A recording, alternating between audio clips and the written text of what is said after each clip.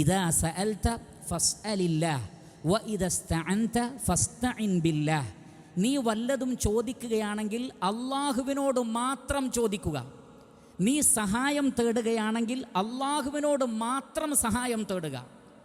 എന്ന് പറഞ്ഞാൽ വിഷമഘട്ടങ്ങളിൽ, പരീക്ഷണഘട്ടങ്ങളിൽ അള്ളാഹു അല്ലാത്തവരോട് പ്രാർത്ഥിക്കാൻ പാടില്ല.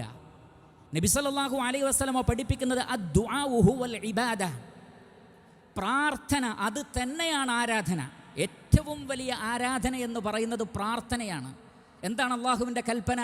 അമറ അല്ലാ തഅബുദു ഇല്ലാ ഇയ്യഹ്, അള്ളാഹുവിനല്ലാതെ നിങ്ങൾ ഇബാദത്ത് ചെയ്യാൻ പാടില്ല. പ്രാർത്ഥന ആരാധനയായതിനാൽ അള്ളാഹു അല്ലാത്തവരോട് പ്രാർത്ഥിക്കുവാനും പാടില്ല. അതാണ് യഥാർത്ഥ മതം, അതാണ് യഥാർത്ഥ ഇസ്ലാം. അള്ളാഹു അല്ലാത്തവരോട് പ്രാർത്ഥിക്കുക എന്നത് ഇസ്ലാമുമായി ബന്ധമില്ലാത്ത കാര്യമാണ്. അതുകൊണ്ടാണ് അല്ലാഹു സുബ്ഹാനഹു വ തആല പറഞ്ഞത് വഅൻ അഖിം വജ്ഹക ലിദ്ദീനി ഹനീഫ, നിന്റെ മുഖത്തെ നീ നേരെ ചൊവ്വയാക്കിക്കൊണ്ട് ഈ ശരിയായ മതത്തിലേക്ക് ഉറപ്പിച്ചു നിർത്തുക. ഇസ്ലാം എന്ന തൗഹീദിൻ്റെ മതത്തിൽ നീ നിന്റെ അസ്തിത്വത്തെ ഉറപ്പിച്ചു നിർത്തുക.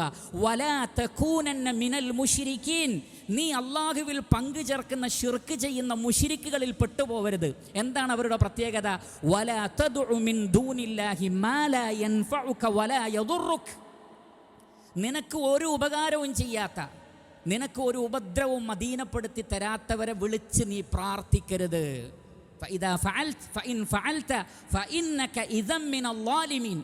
അങ്ങനെ നീ അള്ളാഹു അല്ലാത്തവരോട് വിളിച്ച് പ്രാർത്ഥിച്ചാൽ നീ ലാലിമുകളിൽ പെട്ടുപോകും.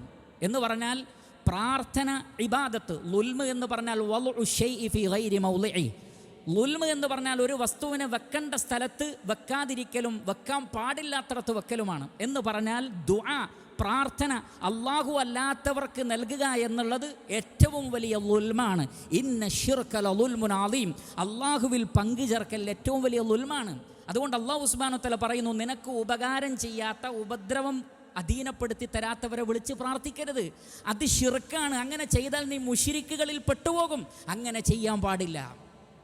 പക്ഷേ ദൗർഭാഗ്യവശാൽ മുസ്ലിമീങ്ങളിൽ വളരെ വലിയൊരു വിഭാഗം മുസ്ലിമീങ്ങളാണെന്ന് പ്രഖ്യാപിച്ചുകൊണ്ട് തന്നെ അള്ളാഹു അല്ലാത്തവരെ വിളിച്ചു പ്രാർത്ഥിക്കുവാനാണ് കൽപ്പിക്കുന്നതും പ്രബോധനം ചെയ്യുന്നതും.